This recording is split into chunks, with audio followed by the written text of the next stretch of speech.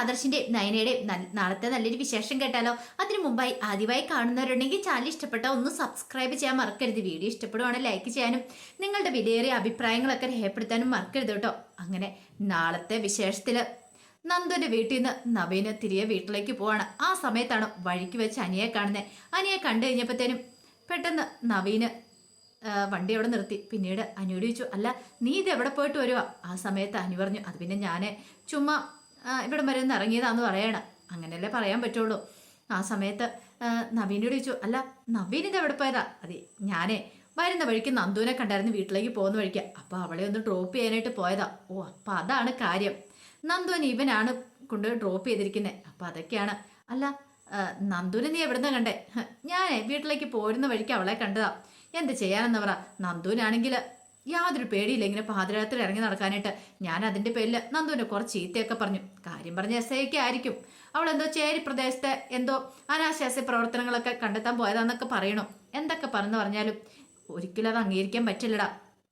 കാരണം അവളൊരു പെൺകുട്ടിയാണ്. ഇന്നല്ലെങ്കിൽ നാളെ വേറെ ഏതെങ്കിലും വീട്ടിൽ പോയി താമസിക്കേണ്ട.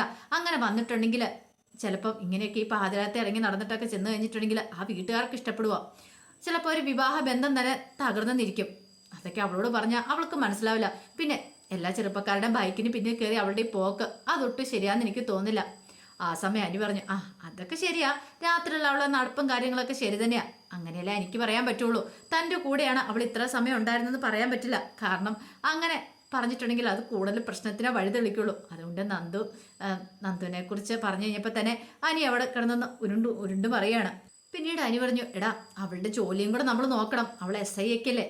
എടാ അനി അതൊക്കെ അറിയാം. നിന്റെ ബൈക്കിന് പിന്നിൽ അവൾ വരാറുണ്ട്. പിന്നെ അവളുടെ ഫ്രണ്ട്സിന്റെ ബൈക്കിന് പിന്നിൽ കയറി പോകാറൊക്കെ ഉണ്ട്. പിന്നെ ഞാനും കൂടെ പറഞ്ഞതോളൂ. പ്രത്യേകിച്ച് അവളുടെ വീട്ടിൽ കല്യാണമൊക്കെ ആലോചിക്കണ സമയമല്ലേ.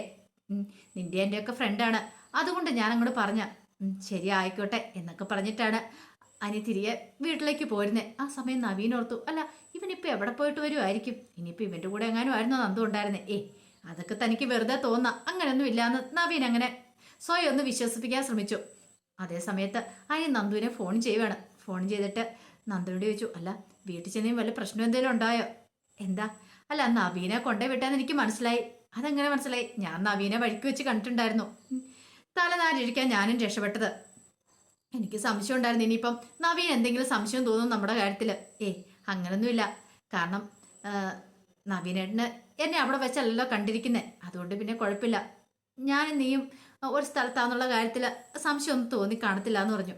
ആ സമയം അനു പറഞ്ഞു, പിന്നെ ഒരു കാര്യമുണ്ട്. ആദർശേട്ടനും നയനേച്ചിക്കും നല്ല സംശയം തോന്നിയിട്ടുണ്ട് നമ്മുടെ കാര്യത്തിൽ. അറിയാലോ, എന്നെ ഒന്ന് കുറേ തിരിച്ചു മറിച്ചുകൂടി ചോദ്യം ചെയ്തു. പക്ഷെ ഞാനൊന്നും വ്യക്തമായിട്ട് പറയാൻ കൂട്ടാക്കില്ല.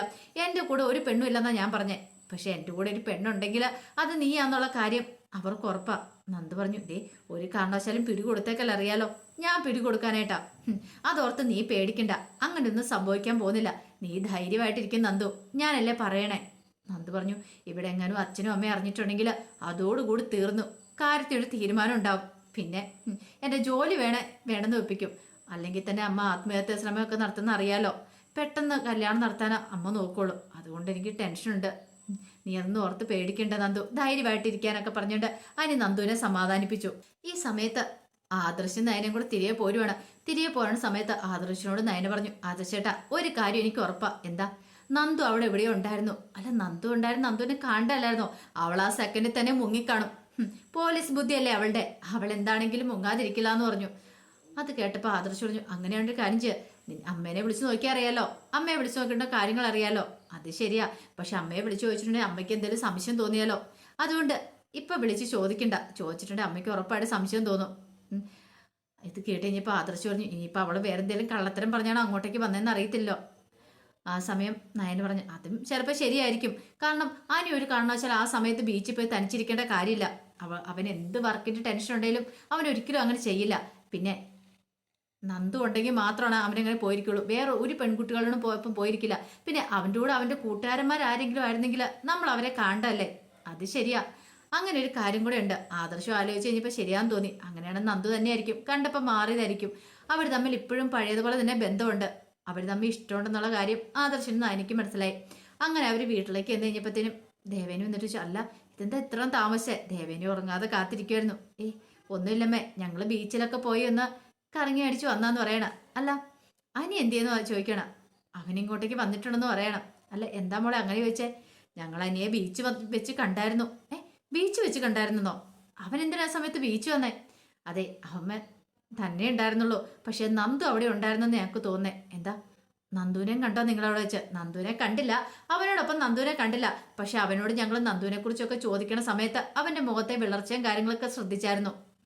നീ തന്നെയാണോടെന്നൊക്കെ ചോദിച്ചപ്പോ ആന്നൊക്കെ പറഞ്ഞെങ്കിലും അവന് എന്തോ ഒരു ടെൻഷൻ ഉള്ള പോലെ തോന്നി. അതിൽ നിന്ന് തന്നെ ഒരു കാര്യം വ്യക്തമായി, അവൻ കള്ളത്തരം പറയുന്നുണ്ടെന്ന്. അത് കേട്ടപ്പം ദേവേനോട്, ദൈവമേ ഇതിങ്ങനെ പോയിട്ടുണ്ട് എവിടെ ചെന്ന് അവസാനിക്കും? ജാനകി സമ്മതിക്കില്ല. പിന്നെ മോളെ നിങ്ങളുടെ വീട്ടുകാർ സമ്മതിക്കില്ലല്ലോ. ഗോവിന്ദനും കനകയോട് സമ്മതിക്കത്തുമില്ല. അവർ തമ്മിൽ ഇങ്ങനെ അടുപ്പത്തിൽ ഇങ്ങനെ മുന്നോട്ട് പോയിട്ടുണ്ടെങ്കിൽ രണ്ടുപേരുടെ ജീവിതം ഒന്നും അല്ലാതായി തീരത്തല്ലേ ഉള്ളൂ. എത്ര പറഞ്ഞാലും തലയിലേക്ക് കയറില്ലെങ്കിൽ എന്ത് ചെയ്യാൻ പറ്റുമേ? നോക്കട്ടെ എന്താന്ന് വെച്ചിട്ടുണ്ടെങ്കിൽ അവര് പറയുന്ന അവര് തമ്മിൽ ഇപ്പൊ കാണുന്നില്ല, സംസാരിക്കുന്നില്ലെന്നൊക്കെയാ. പക്ഷെ അതൊന്നും വിശ്വാസത്തിലെടുക്കാൻ പറ്റുന്ന കാര്യമല്ല. അനിയുടെ നന്ദുവിന്റെ കാര്യം അറിയാലോ. ഒറ്റ രാത്രിയും കൊണ്ടാണ്, ഒറ്റ ദിവസം കൊണ്ട് മാത്രമാണ് ആ സച്ചിയുടെ കള്ളത്തരങ്ങളൊക്കെ പൊളിച്ചടക്കിയത് അനി. അതിനർത്ഥം എന്താ? അവൻ ഒരു കാരണവശാലും നന്ദുവിനെ വേറെ ആർക്കും വിട്ടുകൊടുക്കാനായിട്ട് ഉദ്ദേശിച്ചില്ല. അത് തന്നെ വേണ്ട കരുതാനായിട്ട്. അത് ശരിയാ മോളെ, അങ്ങനെ തന്നെ വേണം കരുതാനായിട്ട്. അല്ല നിങ്ങൾ ആഹാരം കഴിച്ചായിരുന്നോ? പുറത്തുനിന്ന് കഴിച്ചായിരുന്നു അമ്മയെന്ന് പറയണ. അമ്മ കഴിച്ചില്ലേ? ഞാൻ കഴിച്ചു. മോള് വന്നിട്ട് കിടക്കാന്ന് ഓർത്തിരിക്കുമായിരുന്നു. എന്നാൽ ശരി അമ്മ പോയി കിടന്നോളാനൊക്കെ പറഞ്ഞുകൊണ്ട് നയന മുറിയിലേക്ക് പോന്നു. പിന്നീട് ആദർശം നയനയും കൂടെ മുറിയിലേക്ക് പോണ സമയത്ത് അനിയ അവിടെ ഫോൺ ചെയ്തുകൊണ്ട് നിൽക്കുന്നുണ്ട്. പെട്ടെന്ന് അനിയുടെ അടുത്തേക്ക് ഇങ്ങ് ചെന്നു. ആ സമയത്ത് അനിയൻ ചോദിച്ചു, എന്താ എടുത്തിന്ന് ചോദിക്കുകയാണ്. അതെ ഇന്ന് നീ ഞങ്ങളുടെ അടുത്ത് കള്ളത്തരം പറഞ്ഞാൽ നിങ്ങൾക്ക് മനസ്സിലായി. കള്ളത്തരം? എന്ത് കള്ളത്തരം? അല്ല അവിടെ വെച്ച ബീച്ച് വെച്ച നിന്നോടൊപ്പം നന്ദു ഉണ്ടായിരുന്നു, അത് സത്യമല്ലേന്ന് ചോദിക്കുക. നന്ദുവോ? നന്ദു അങ്ങനെ പറഞ്ഞോ? നന്ദു പറയൊന്നും വേണ്ട, ഞങ്ങൾക്കറിയാം നിന്നോടൊപ്പം ആരാ ഉണ്ടായിരുന്ന എന്താ ഏതാന്നൊക്കെ. ഇതേ എടുത്തി വെറുതെ ഊഹിച്ച് പറയൊന്നും വേണ്ട. ഊഹിച്ച് പറയുന്നൊന്നല്ല ഇനി. എന്തിനാ നീ നടക്കുവല്ലാത്ത ബന്ധത്തിന് പിന്നാലെ പോന്നേ? എൻ്റെ വീട്ടിൽ എൻ്റെ അച്ഛനും അമ്മയ്ക്കും ഇഷ്ടമില്ല, പിന്നെ നിന്റെ അമ്മയ്ക്കും ഇഷ്ടമില്ല. ഇവിടെ എനിക്കും പിന്നെ എൻ്റെ അമ്മയ്ക്കും മുത്തശ്ശനും മുത്തശ്ശിക്കും ഇഷ്ടമാന്ന് പറഞ്ഞിട്ട് കാര്യമില്ല. ബാക്കി എല്ലാവരുടെയും ഇഷ്ടമാണെന്ന് നോക്കണ്ടേ? എൻ്റെ അമ്മയാണെങ്കിൽ നിങ്ങളുടെ ബന്ധം നടക്കാതിരിക്കാൻ വേണ്ടിയിട്ട് ആത്മഹത്യ ചെയ്യാൻ വരെ ശ്രമിച്ച ആളാ. അപ്പം അങ്ങനെ എന്തെങ്കിലും സംഭവിച്ചിട്ടുണ്ടെങ്കിൽ നിങ്ങളുടെ കല്യാണം കഴിഞ്ഞാൽ നിങ്ങൾക്ക് സ്വസ്ഥത സമാധാനം ഉണ്ടാവുമോ? ഇല്ല. നിങ്ങൾ രണ്ടുപേരും ഒന്നിക്കുന്ന എനിക്കും ആദർശാനും ഇഷ്ടമുള്ള കാര്യമാണ്. പക്ഷെ ഇപ്പം നവ്യേച്ചി ഉണ്ടല്ലോ, നവ്യേച്ചിയാണെങ്കിൽ ഏറ്റവും വൈരാഗ്യത്തോടുകൂടിയല്ല നിങ്ങളെ രണ്ടുപേരും നോക്കുന്നേ. ഒരു കാര്യത്തിലും ഒന്നിപ്പിക്കില്ലെന്നും പറഞ്ഞുകൊണ്ട് ഇനിയിപ്പം വേണോ? അതിൻ്റെ ആവശ്യമുണ്ടോ? ഒരു കാരണവശാലും നന്ദുവിൻ്റെ പിന്നാലെ നീ പോകാതിരിക്കുന്ന അനിയും നല്ലത്. പറയാനുള്ള ഞങ്ങൾ പറഞ്ഞു. ഇനിയിപ്പോൾ നിന്റെ ഇഷ്ടം എന്താണെന്ന് വെച്ചാൽ അത് പറഞ്ഞിട്ട് ആദർശം നയനെ അങ്ങോട്ടേക്ക് പോയി. ആ സമയം എനിക്ക് ഭയങ്കര വിഷമമായി. കാരണം ഇവരെല്ലാവരും ഇങ്ങനെ പറയുന്നുണ്ട്. പക്ഷെ എന്തൊക്കെ വന്നാലും തൻ്റെ ജീവൻ പോയാലും ശരി, താൻ ഒരു കാരണവശാലും അവളെ കൈവിടാൻ പോകുന്നില്ല. നന്ദുവിനെ തൻ്റെ ജീവിതത്തിൽ ഒരു പെണ്ണുണ്ടെങ്കിൽ ഇനിയിപ്പോൾ അവൾ തന്നെ ആയിരിക്കും എന്നൊരു ചിന്തയൊക്കെ അനിയുടെ മനസ്സിലുണ്ടായി. അതേ സമയത്ത് നവ്യ പുതിയ പ്ലാനിങ് ഒക്കെ തുടങ്ങുവാണ്. കാരണം താനിങ്ങനെ എന്ത് കാര്യമില്ല, മോഡലിങ്ങിന് പോകണം. ഇപ്പം ഇനി വീട്ടിൽ ആരെയും വകക്കേണ്ട കാര്യമില്ല. താൻ ആദ്യം മോഡലിങ്ങിന് പോയപ്പോൾ വീട്ടിലുള്ള എല്ലാവരും എതിർത്തു. പക്ഷെ ഇനി അങ്ങനെയല്ല, താൻ പോണം, കുറച്ച് പൈസ ഉണ്ടാക്കണം.